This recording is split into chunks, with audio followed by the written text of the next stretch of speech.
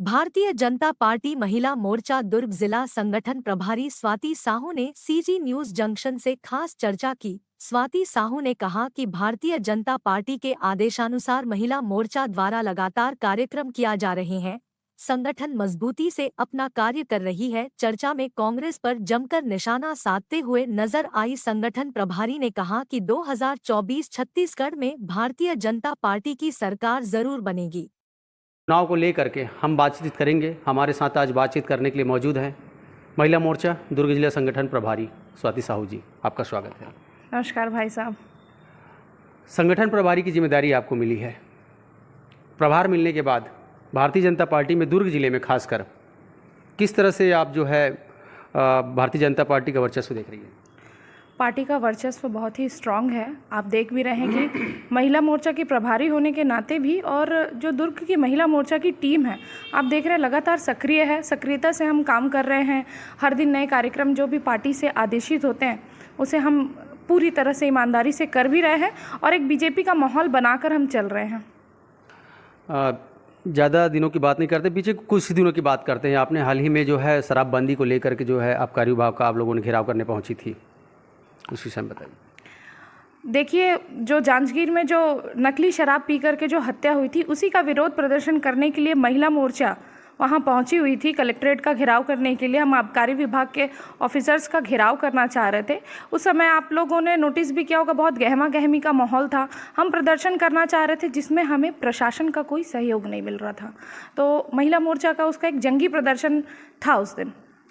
अभी हालांकि कहा जाए कि चुनावी मौसम है, तो कांग्रेस तो कह रही कि भूपेश बघेल सरकार का चेहरा ही काफ़ी है।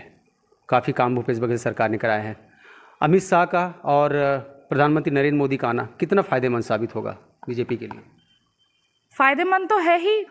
जो भाजपा की सरकार है, आज मोदी जी प्रधानमंत्री के बनने के बाद से जो आप देख रहे हैं बदलाव है, जितनी केंद्र की नीतियां हैं, वो कहीं ना कहीं मोदी जी के कारण ही हम यहाँ पे छत्तीसगढ़ में लागू कर पा रहे हैं।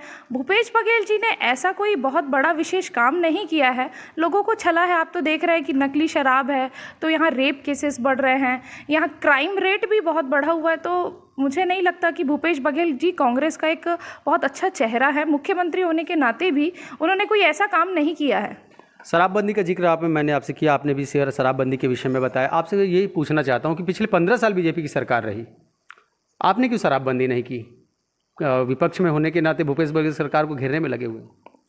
घेरने में नहीं लगे हुए। जो समस्या आप देख रहे हैं उसी पे हम बात कर रहे हैं कि हमने वादा नहीं किया था। उन्होंने तो सरकार बनाने के लिए बमलेश्वरी माता के मंदिर में जा करके उन्होंने गंगा जल की कसम खाई थी। तो जब भी हम सरकार बनाते हैं, हम अपना मैनिफेस्टो तैयार करते हैं, तो हम लोगों के सामने अपनी बात रखते हैं कि हमारी सरकार आएगी तो हम ये करेंगे। तो ये काम बीजेपी ने नहीं किया था। बीजेपी ने ऐसी कोई घोषणा नहीं की थी, पर भूपेश बघेल जी की जो नींव ही थी, वो तो इसी विषय पे उन्होंने सरकार बनाने का कि हमारी सरकार बनती है तो पहला काम हम शराबबंदी का करेंगे। तो उन्होंने क्यों नहीं किया? जब आप पहला ही वादा नहीं निभा रहे तो बाकी अब चुनावी वर्ष है, तो भारत जोड़ो यात्रा भी होगी और सभी प्रकार की यात्राएं कांग्रेस करेंगे कि कैसे भी अपनी सरकार बनाए।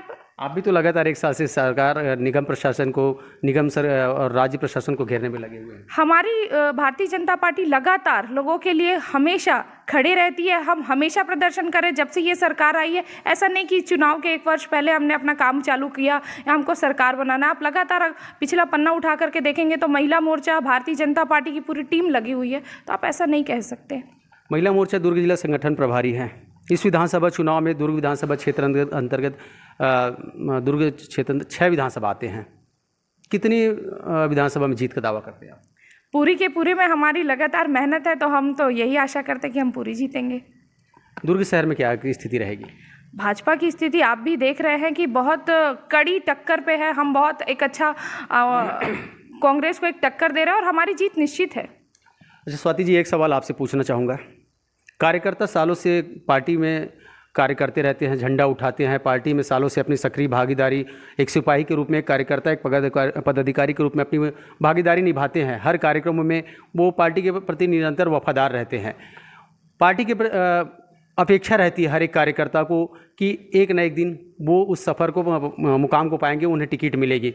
ऐसे में क्या जब चुनावी सीज़न आता है तो कुछ लोग जो है पार्टी में जुड़ते हैं, टिकट की आस में, क्या ऐसे लोगों को टिकट मिलना चाहिए? ये पार्टी का निर्णय होता है और पार्टी बहुत अच्छे से अपना निर्णय करना जानती है।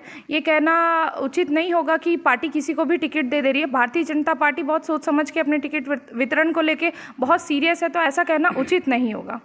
ये भी कहा जाता है कि टिकट मिलना जो है लगभग फिक्स होता है, जिन्हें टिकट दिया जाना है वो चीज़ें फिक्स होती है। आपका क्या कहना है इस बारे में? ऐसा फिक्स नहीं होता है।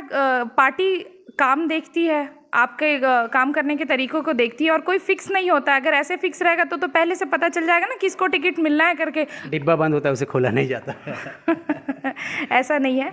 हर कार्य करने वाले को बराबर से मौका दिया जाता है, उन्हें देखा जाता है कि उनकी कार्यशैली क्या है, तो ऐसा कहना उचित नहीं होगा। आपकी चुनाव लड़ने की इच्छा है? पार्टी जो तय करेगी वही है।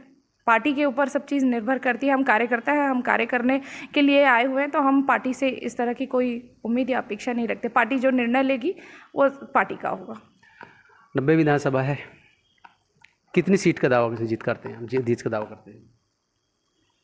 90 है तो मैं तो यही बोलूँगी कि हम 90 पे अपनी 90 विधानसभा पे लेकर आ रहे हैं। पर हाँ, हमारी अच्छी कोशिश है, इस बार हम सरकार बनाएंगे।